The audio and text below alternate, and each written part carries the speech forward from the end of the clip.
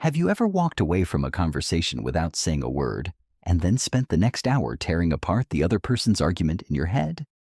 I've had the perfect response, the clear logic, the facts, the confidence, but in that moment, I stayed quiet, and later, I found myself in the shower winning a debate that had already ended hours ago. If that feels familiar, I need you to pause and really hear this. There's nothing wrong with me, and there's nothing wrong with you either. Psychology actually suggests that this pattern, that gap between what I think and what I say, often points to something deeper and more valuable than most people realize. In this video, I'm going to break down why I can win arguments in my head, but stay silent in real life, and why that might say something important about who I am. Let's get into it. Number 1, my brain is trying to protect me from something real. When I'm in a tense conversation, my nervous system doesn't always distinguish between a social threat and a physical one. Psychology shows that conflict can trigger the same stress response as actual danger. My heart starts racing, my thoughts get scattered, and my ability to think clearly temporarily narrows. So when I go quiet, that's not weakness. That's my brain doing what it was built to do. Keep me safe. The clear and confident argument I come up with later happens when I'm calm again, when my prefrontal cortex, the part responsible for logic and language, is fully active. If I look at it this way, I'm not bad at arguing. I just think better when I'm not under pressure, and honestly, that's a level of emotional intelligence a lot of people never develop. Number 2, I think deeply, not quickly. Research in cognitive psychology shows that people who process information more deeply usually take longer to respond. This is often called deep processing, and it's linked to greater accuracy, stronger memory, and more nuanced thinking. The person who fires back instantly isn't necessarily smarter. They're just more comfortable staying on the surface.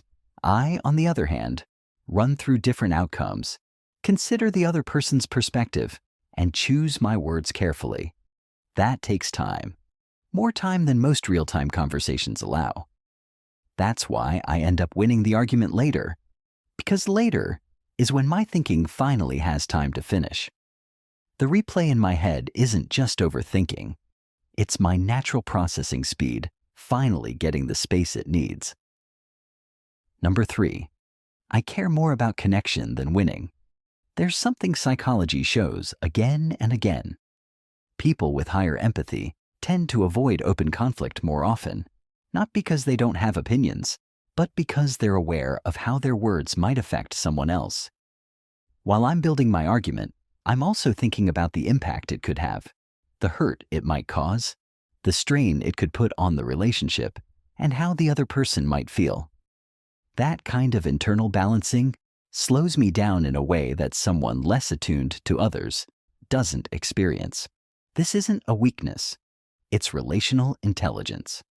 The fact that I can win the argument but still lean toward preserving the relationship, even without realizing it, is a level of maturity some people never reach. Number 4, I'm afraid of being misunderstood in a deeper way. For a lot of people who stay quiet during conflict, the real fear isn't losing the argument. It's saying something the wrong way and being judged for it. Psychology shows that people who care deeply about staying true to themselves, about keeping their inner world aligned with how others see them, often freeze when they feel a gap between what they think and what they can express in the moment. I have something important to say. I know that. But I also know that if I say it the wrong way, if the other person twists it, or if I stumble over my words, it won't reflect what I actually mean. And that feels worse than saying nothing at all. So, I hold back, even when I have something real to say. And then later, when everything is quiet, I finally find the words I wish I had in that moment. The argument becomes clear, clean, honest. Because in my own head, no one interrupts me, no one misreads me, and no one shuts me down before I can finish. And that's the part most people don't see. The silence wasn't empty. It just wasn't finished yet. Number 5. Sometimes silence is a decision, not a reaction. And that changes everything.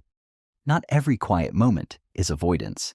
In fact, social psychology shows that people who are more reflective tend to use something called strategic withdrawal.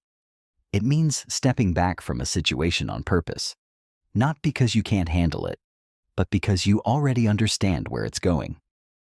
I've already run the scenario in my head. I can see how the conversation will play out. I know what I could say. I know how they'll respond. And I know that even if I say the perfect thing, this person in this moment isn't actually ready to hear it. So I stay quiet, not because I don't have the words, but because I've already decided they wouldn't land. That's not losing. That's control. That's knowing that not every conversation deserves your full energy.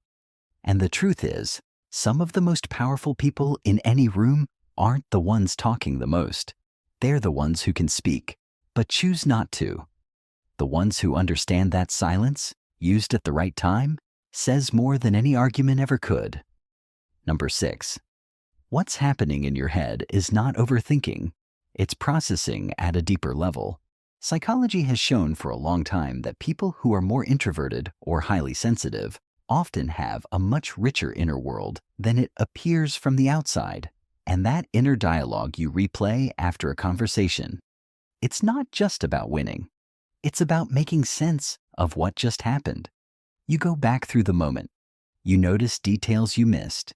You start to understand the other person's tone, their intention, and the hidden meaning behind what they said.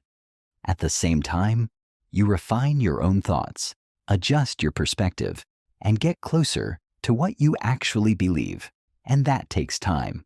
More time than real conversations usually allow. So the argument shows up later, not because you're slow, but because that's when your thinking is finally complete. And here's the part most people don't tell you. That inner depth is not a flaw. It's a tool. Writers, therapists, and deep thinkers, they've all described this same experience. The clarity that only shows up after everything settles. The insight that comes when there's finally space to think without pressure. You're not behind. You're just operating at a level that doesn't fit into fast, reactive conversations. So here's what I want you to take from all of this. That gap between what you think and what you say, it's not a sign that something is wrong with you. It's not weakness. It's not social failure. In many cases, it's the mark of someone who thinks deeply, feels deeply, and processes the world in a way that isn't rushed. You're not losing arguments. You're having them in the only place where they can actually be handled with care, clarity, and complexity. Now, does that mean you should stay silent forever? Of course not. There will be moments when your voice matters more than your comfort. Moments when speaking up actually changes something important. And the more you understand why you go quiet, the more control you have over when to step in and say what needs to be said. But before anything else, give yourself this. Stop treating your silence like it's empty, because it's not. Sometimes, silence is where your mind does its best work. Sometimes, it's where truth is forming. And sometimes, it's the strongest form of presence there is. So the next time you walk away from a conversation and the perfect words show up too late, don't rush to call yourself weak. Maybe your mind wasn't failing you. Maybe it was protecting you, slowing things down, giving you the space to think clearly instead of reacting too quickly. You're not broken because you needed more time. You might just be someone whose thoughts deserve more space than the moment gave you. If you saw yourself in this, if something here felt uncomfortably familiar, then stay with me. Because every week, I break down the quiet patterns that shape how we think, how we react, and why we are the way we are. No judgment, no labels, no trying to fix you. Because you don't need to be fixed, you just need to be understood. I'll see you in the next one.